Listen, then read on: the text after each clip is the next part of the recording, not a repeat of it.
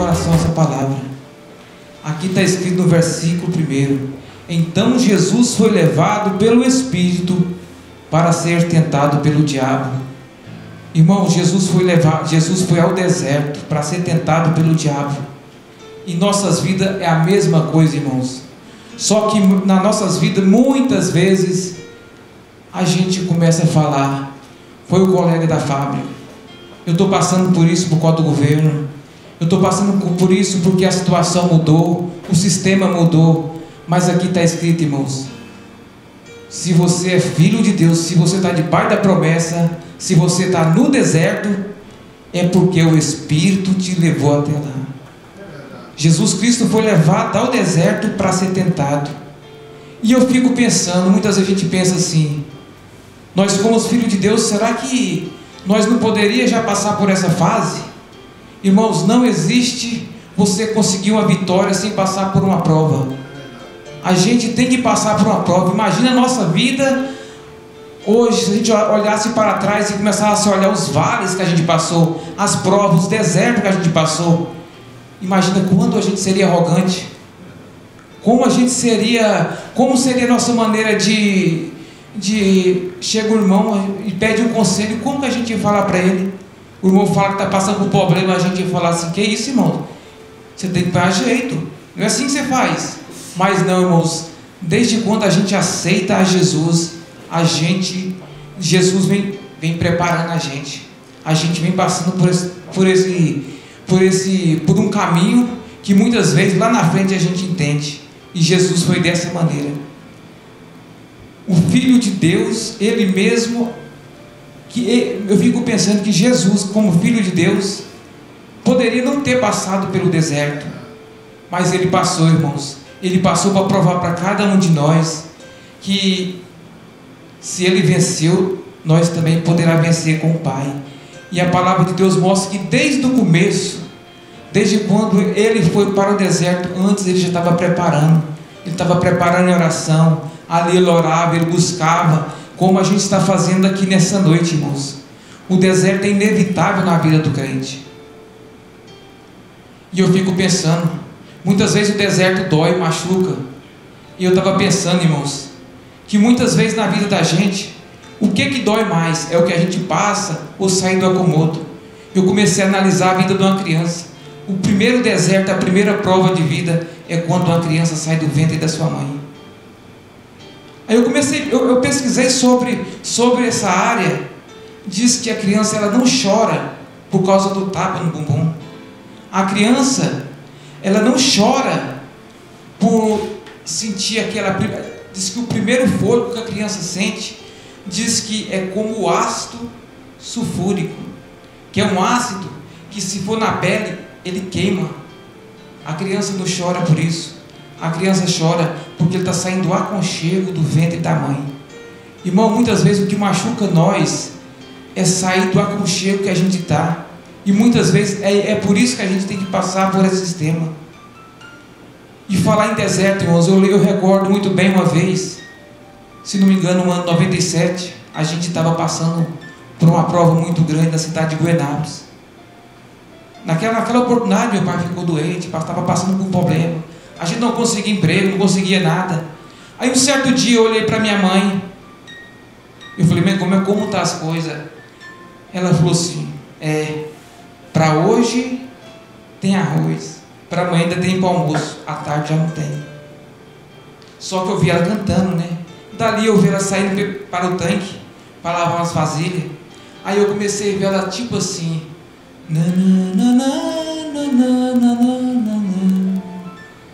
Ela não conseguia cantar, mas ela conseguia sussurrar, né? Aí eu cheguei perto dela e comecei: grandioso és tu, grandioso és tu. Ali ela chorava. Irmãos, pelo deserto louva, pelo deserto clama a Deus. Muitas vezes no deserto, irmãos, é difícil cantar. Muitas vezes no deserto é difícil entender o que Deus quer de nós. Não é fácil de entender, mas é louvando que a gente consegue. Agora, uma coisa que eu aprendi na palavra, que quando você está no deserto, o inimigo usa até a palavra do Senhor para te afrontar. Irmão, quantas vezes a gente está passando por dificuldade, o inimigo chega em nossa vida e fala assim: mas você não é crente? Por que você não está passando por isso? Com Jesus foi a mesma coisa, mas com a mesma palavra de Deus, a gente tem como sair da mesma situação. Irmãos, se o inimigo pergunta, se você é filho de Deus, por que você não ordena que essa pedra se transforme em pão e come? Irmãos, na palavra está escrito que nem só de pão viverá o homem, mas da palavra que sai da boca de Deus. E muitas vezes na nossa vida o inimigo fala assim: se você é crente, se você serve a Deus, por que você sente tanta dor? Por que você passa por tanto problema? Irmãos, é porque no deserto é a escola do Senhor. É no deserto que a gente sabe quem nós é. Irmãos, muitas vezes na oração a gente tem intimidade. Na oração a gente consegue falar com Deus. A gente chora, fala, a gente sente Deus de perto. No jejum a gente quebranta nosso coração. Mas quando a gente está realmente no deserto, você olha para o lado e fala assim: Deus te chama cara a cara e fala assim: agora é nós dois. Irmãos, quantas vezes na nossa vida a situação está indo assim até boa, você olha para frente, aí você fala assim: não, eu posso recorrer para o vizinho da direita ou para o da esquerda. Irmãos, quando está no deserto, é você e Deus. Eu estava olhando aqui, deserto significa lugar solitário, lugar frio, um lugar que é só você e a sua resistência. Mas no deserto, uma coisa maravilhosa, você pode estar sozinho, você pode até pensar que está solitário, mas no deserto Deus está com você. No deserto Deus está do seu lado. Agora o mais importante, irmãos, se Deus mandou você ir para o deserto, vai. Eu estava lendo na palavra de Deus lá em Gênesis versículo 26, a partir do 1, sobre Isaac. Deus manda Isaac para uma cidade, para um lugar por nome de Gerar. E naquele lugar, irmãos, o que tinha era deserto. Ali ele tinha opção. Deus fala: não desce, não vai para o Egito. Só que no Egito tinha tudo, tinha água, tinha comida, tinha tudo. Mas Deus manda ele ficar ali no deserto. E eu lendo a palavra do Senhor, irmãos, ele tinha a opção de ir, de ficar, mas ali ele resolveu obedecer a Deus. E naquele lugar está escrito que o que ele plantou, Deus deu 100.000 vezes a mais. 100 vezes a mais.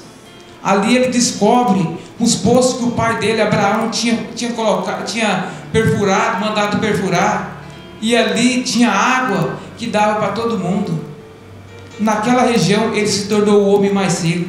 Irmãos, quando você pensar que não tem jeito, quando você pensar que a situação, fala assim: por que Deus me colocou nesse lugar? Irmãos, é nesse lugar que Ele quer te abençoar. Aleluia. É nessa situação que Ele quer exaltar o nome dEle. Porque muitas vezes, se Ele te exaltar no lugar que aparentemente é maravilhoso, outro nome será exaltado. Mas Deus não aceita, irmãos, que outro nome seja exaltado no lugar dEle. Outro nome não pode, irmãos. Por isso que Deus te leva no deserto, para te colocar cara a cara com Ele e te mostrar: aqui está o seu Deus. Aqui você tem com quem contar. Aqui você não está sozinho. Irmãos, isso me alegra demais, irmão. Isso me alegra em saber que eu não estou sozinho. Em saber que por mais que a situação muitas vezes se parece está complicada, está difícil, eu sinto que Deus está do meu lado. Eu sinto que Ele está comigo, irmãos. Isso me alegra demais. Eu recordo muito bem no dia que Osmar Júnior nasceu. Estava eu e a Kaori ali naquela solidão, naquele hospital, naquela preocupação. Quando eu olho, eu vejo a irmã da igreja, a minha pastora. Quando eu vi ela, foi como quando eu leio aqui, ali em Moisés, eu senti que Deus estava perto. Ali foi uma maravilha. Quando eu via a pastora ali naquele lugar, ali eu senti Deus falando: você não está sozinho. Irmãos, é maravilhoso quando você pensa que está sozinho, mas Deus pede alguém para estar do seu lado. Isso é maravilhoso, irmãos. Deus é maravilhoso, irmãos.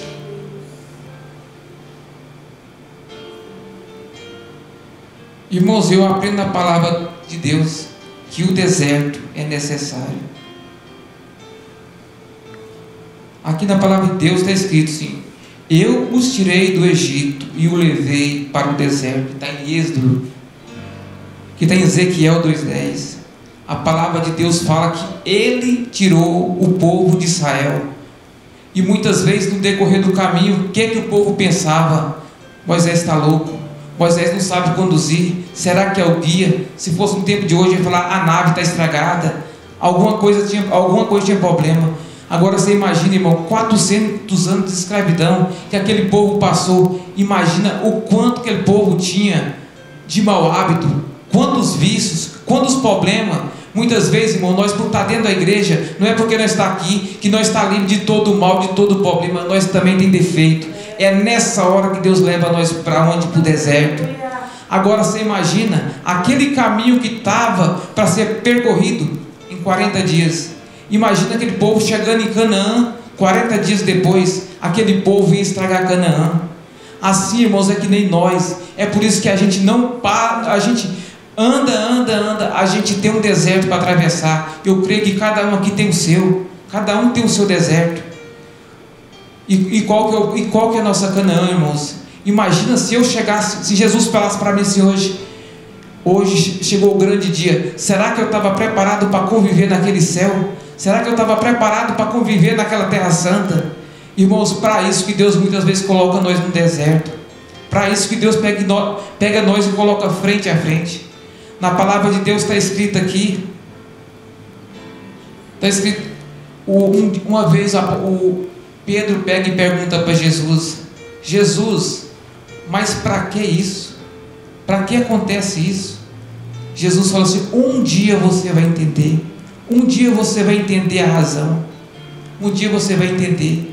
Irmãos, o que nós está passando hoje, muitas vezes a gente pode não entender, mas o nosso dever é adorar e confiar. Quando eu vejo Isaac chegando nessa terra, a única coisa que ele fez foi confiar em Deus. Não adianta nós estar no deserto, falar assim: eu estou no deserto aqui, mas será como que vai ser?